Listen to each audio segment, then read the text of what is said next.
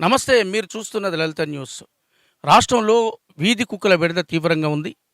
ఈ విషయం గత అనేక నెలలుగా రాష్ట్ర వ్యాప్తంగా సంచలనం సృష్టిస్తున్నా కూడా అధికారులు గానీ, పాలకులు గానీ, ప్రభుత్వం గానీ పట్టించుకోవటం లేదు. అభం శుభం తెలియని చిన్నారులు వీధి వెంట వెళ్తుంటే 5-10 వీధి కుక్కలు దాడి చేసి, కరిచి, గాయపరిచి, చంపుకు తిన్న సందర్భాలు, సంఘటనలు ఎన్నో ఉన్నాయి.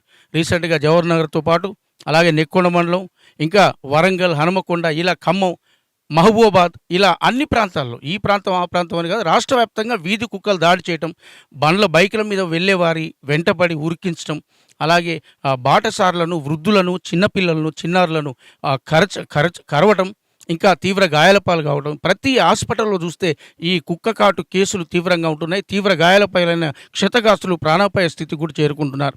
ఇలాంటి సంఘటనలు పునరావృతం కాకుండా ఉండాలంటే ప్రభుత్వం చర్యలు తీసుకోవాలి. అధికారులు గ్రామాన అలాగే పట్టణ ప్రాంతాల్లో కూడా తీవ్రమైన చర్యలు తీసుకొని వీధి కుక్కలు నియంత్రించాలి.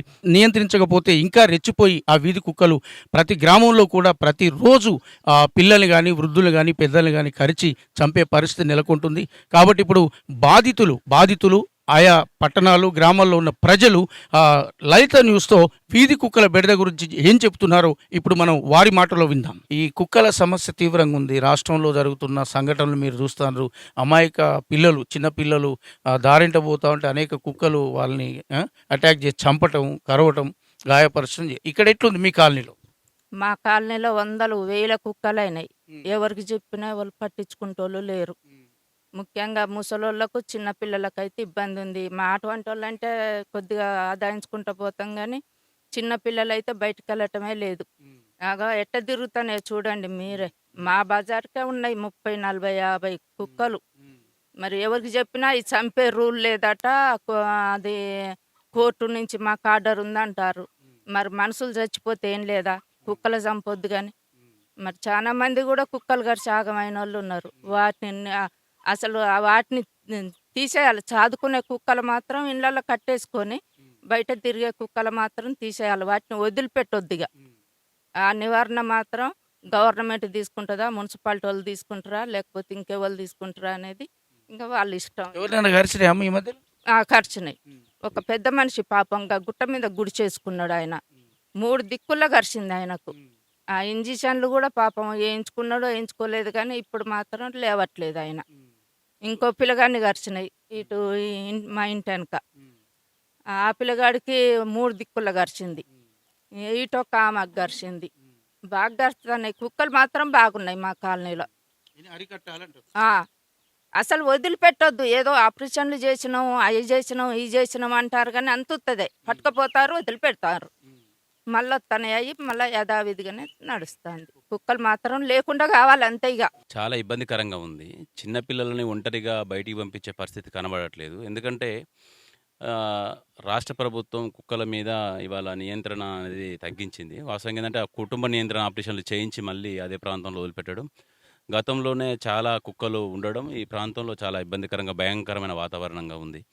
కాబట్టి కొద్దిగా కుక్కలని వాస్తవంగా ఏంటంటే ఇప్పుడు బాగా చాలా వాటికి ఇప్పుడు వర్షాకాలం సీజన్లో వాటికి కొద్దిగా పిచ్చిలేసినట్టుండి, గజ్జి బాగా ఉండి, దుర్వాసనతోని బాగా ఇబ్బంది పడుతూ ఉన్నారు. దాని మీద అధికారులకు కూడా గతంలో మేము ఈ ప్రాంతంలో ఉన్న వాళ్ళం కూడా అందరం కలిసి దరఖాస్తులు ఇవ్వడం జరిగింది. ఈ మధ్యలో ఇవాళ ఎడ్జర్లలో కూడా ఇవాళ కుక్క కరిసి తను చనిపోయిన పరిస్థితి, మొన్న రాష్ట్రంలో చాలా దిక్కుల చిన్న చిన్న పిల్లలని కరిసే పరిస్థితి చూస్తూ ఉన్నాం. కానీ మాకు చాలా ఇబ్బందికరమైన వాతావరణంగానే ఉంది. చిన్నపిల్లలను బయటకు పోవాలంటే చాలా భయంగా ఇలా బాధపడుతున్నాం. దీన్ని ప్రభుత్వం, ఇక్కడ మున్సిపల్ అధికారులు దాన్ని కొద్దిగా కట్టుదిట్టడి చేయాలని చెప్పేసి అని కోరుకుంటా ఉన్నాం. చాలా ఘోరంగా ఉన్నదండి. చిన్న చిన్న పిల్లలు ఉన్నారు. ఒక్క ఇంట్లో 2, 3 పిల్లలు ఉన్నారు. ఈ ప్రైవేట్ గవర్నమెంట్ స్కూళ్ళకి పోయి పంపించడానికి చాలా ఇబ్బందికరంగా ఉన్నది. వాటిని పిల్లల్ని బయటికి తీసుకొస్తంటేనే కుక్కలు ఒక 10, 20 కుక్కలు వెంటబడి వేటాడుతున్నాయి. దాని మీద చాలా ఇబ్బందికరంగా ఉన్నది. కొద్దిగా దాన్ని తొలగించే మార్గం చేస్తే మేము కూడా స్వేచ్ఛగా ఉంటామని. పిల్లల్ని బయటికి పంపించడం వల్ల మాకు చాలా భయంకరంగా ఉన్నది. ఇక్కడ బయట రాష్ట్రాలలో ఘోరమైన పరిస్థితులు ఏర్పడుతున్నాయి. వాటిని చూసి మాకు ఇంకా భయం అవుతుంది. ఇక్కడ ఉన్న వీధి కుక్కలు ఒక 60-70 కుక్కలు దాకా ఉన్నాయి.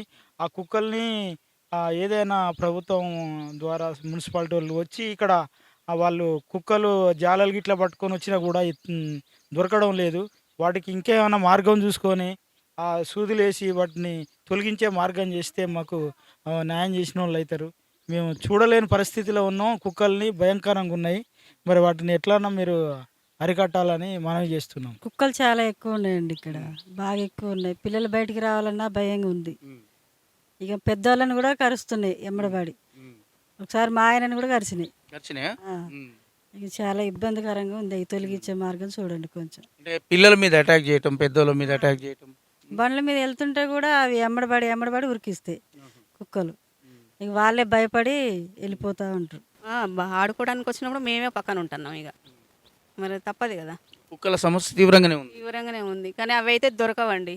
మీరు ఇంజెక్షన్ కానీ వేరే ఏమన్నా మాంసాలు ఉంటాయి కదా, వాటికి ఏమన్నా వేసి వేయండి. కుక్కలు బాగా వస్తుంటాయి, నైట్ పూట బాగా ఇబ్బంది పెడతానే, మాకు బయటికి వెళ్ళాలన్నా కూడా ఇబ్బంది అవుతుంది.